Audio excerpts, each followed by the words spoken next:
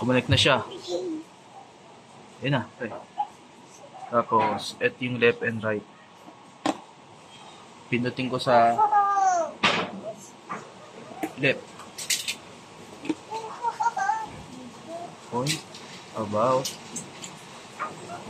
Yun yung LCD interface. Yun. Let's go down. Down point.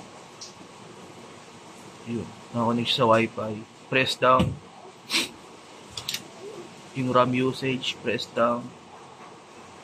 Ayun, may admin access kasi nakakonect to.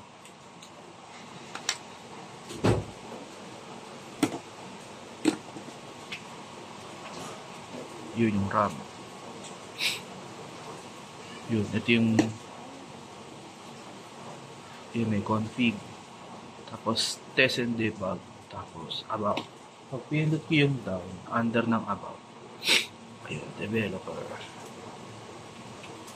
Software info. Hardware info.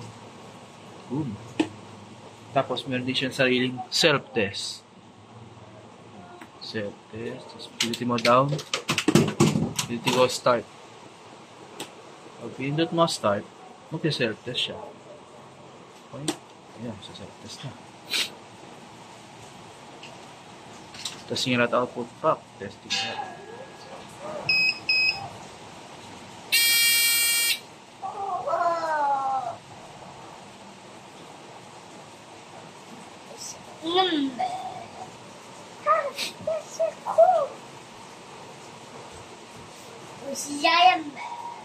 Yun. Tapos na self-test. Pindot kahit ano. Pack. Tapos na.